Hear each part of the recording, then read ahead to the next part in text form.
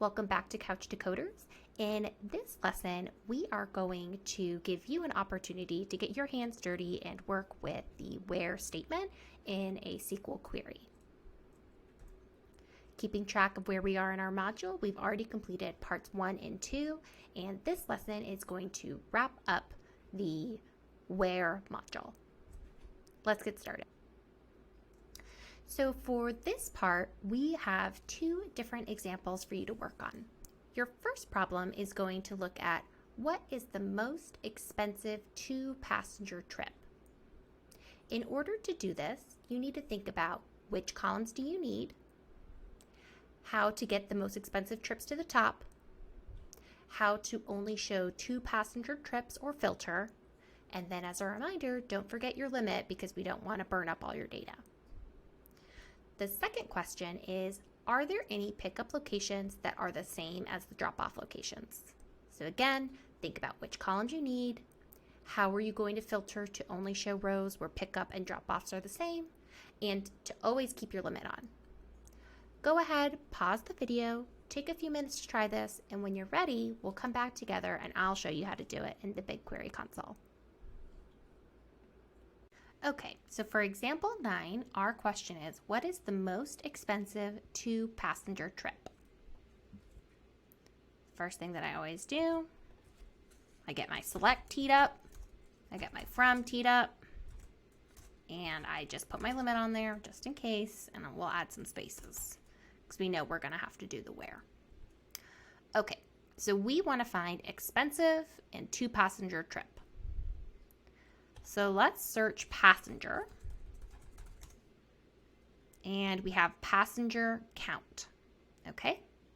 So we know we want to see passenger count, and we know we want it only where there are 2. So where passenger count equals 2, okay? The next thing I want is expensive. I know from our example that we did last time that we had total amount, fair amount, different things like that. So let's search amount and let's spell it right. And we see we have a couple different amount options. So let's make this a little bigger. We have fair amount, tip amount, tolls amount, total amount. So it's not exactly clear. Should we be using total, fair, tolls, what? So let's look at the description and see if we can figure it out. So the total amount is the total amount charged to passengers. Does not include cash tips. That sounds like it does include electronic tips. And it also sounds like, it doesn't say it explicitly, but it sounds like it might also include the tolls plus the fair amount. So if I did fair plus tip plus tolls, then that should equal the total. It's kind of what I'm getting from it. Tolls is total amount of tolls, tip is the credit card tip, and then fair amount is the time and distance fare calculated by the meter. I think there could be an argument made that fair amount might be the right number, or at least fair amount plus toll amount is the total amount charged to the customer, and that would be quote unquote the most expensive trip, and that the tip amount really shouldn't impact what we're using as analysis for most expensive trip, because if someone wants to be really generous and make a $2 fare, a $1,000 fare because they gave out $998, then that's kind of on them. It's not on us for our analysis. That said, let's just keep it simple and we'll just use total amount. But if you did something different, as long as you have a good business reason to justify it, then it's not wrong. It's just a different way to look at the problem. So now we want total amount. And we want to show most expensive on the top. So we're going to do order by total amount descending. Let's see what we get. Wow, so it looks like the most expensive fare, or the most expensive total amount, was $588,000, which was more than my entire home. My first instinct is that maybe this is just bad data. Maybe the taxi man, he left his counter on after he dropped off his customer, and then he went home for the weekend, and it was just ticking for days and days and days. And this might be a value that we don't want to include in our analysis. A lot of times with data, you're going to find things like this. And this is very normal when you're working with real world data. So let's just say that my scenario was correct. You had taxi man, he left it on. The customer was not charged $588,000. They probably didn't have that much on their credit card or in their checking account. And they probably saw the bill and they called the company and they said, this is crazy. And the company fixed it on their end. But this number never got fixed in the data. So we as the analyst, we have to use our minds and know, okay, this is kind of a crazy number. We're not going to include it in our analysis. So if we threw that one out, the next most expensive one would be $3,000, which still feels kind of insane. But, you know, we are in New York. Maybe someone went from New York City and they went down a couple of states and it was a $3,000 fare.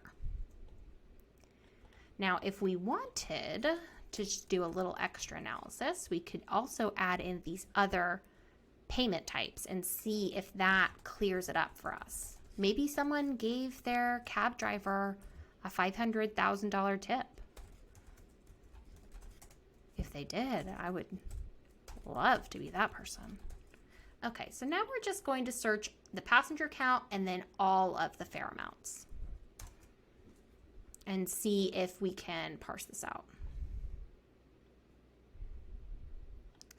So now we're seeing the fare amount was $12. The total amount was $588,000. And there was no tip and there were no tolls. So my first instinct is to say that this is just all around bad data. Something crazy happened. Because we look here and we see the fare amount for the next row is $3,009. The tip amount is still considered zero, and then the total amount, it looks like it's pretty much the same. It is like 55 cents off, but I'm kind of like acceptable to that. This also feels insane too. This person, their fare amount was $9.50, but then their toll amount was $1,000. So that's kind of crazy too, but maybe that's possible. I don't know. But anyway, that was a little extra credit for you. So let's go ahead and go to the final question. Example 10. Are there trips where the pickup location and drop-off location are the same?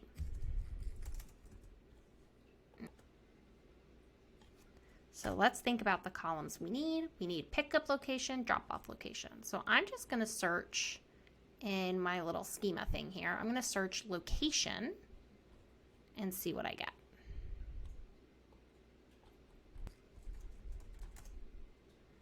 Pickup location ID, drop-off location ID. Okay.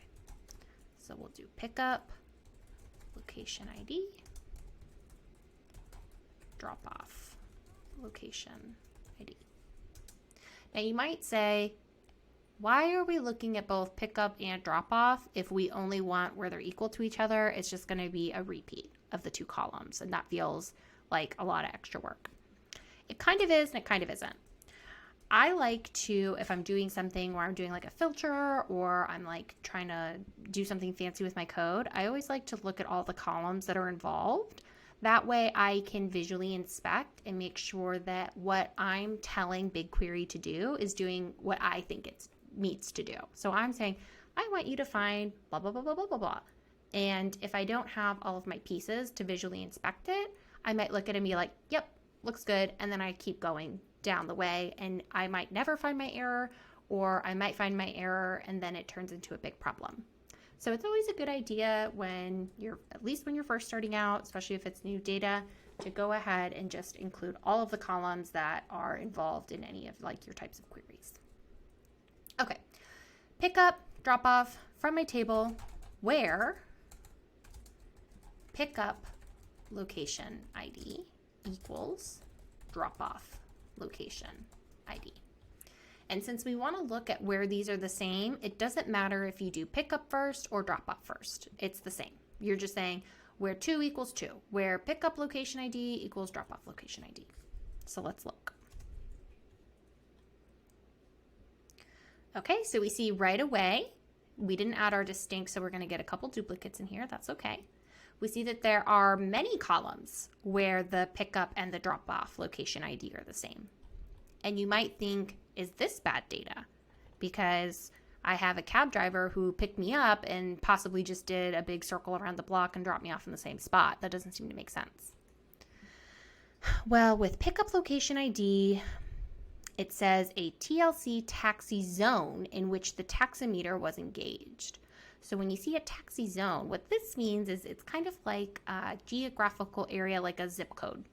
And so you imagine you have the taxi people and they have a big circle on one spot of the city, and anywhere within this circle is this location ID. So someone got picked up somewhere in downtown and then they went, a couple blocks up the street. They're still in downtown. They're still in the same zip code, still in the same zone. So that's why you have areas that have a pickup location and drop-off location ID that are the same. So we know that these were really short trips. And if we were to add in the fare amount, I would assume that the fare amount would be kind of small. But let's see. It might not be. Well, it's not. To me, that looks like a lot. $54. So maybe there was some tolls, or maybe the traffic was really bad that day, and even though they didn't go very far, it took them a long time. We see there are other ones with the same pickup drop off that are only $3. So you could imagine if I'm going in a not busy time, then it's only $3 versus if I go into a busy time. So if we added in the time that these taxi cab fares happen, then maybe that would give us a little bit more context, but that's way beyond the question because we just wanted to know, are there pickup and drop off locations that are the same? And the answer is yes. So with that, this wraps up our module on using the where statement. If you have any questions or if you got tripped up along the way and it wasn't answered in this video, please feel free to drop a comment. I am happy to answer them for you or even help you offline. Thanks. See you next time. I hope you found this video helpful. If you did, I would be so appreciative if you could like the video and subscribe to help me create more content for you. Thank you.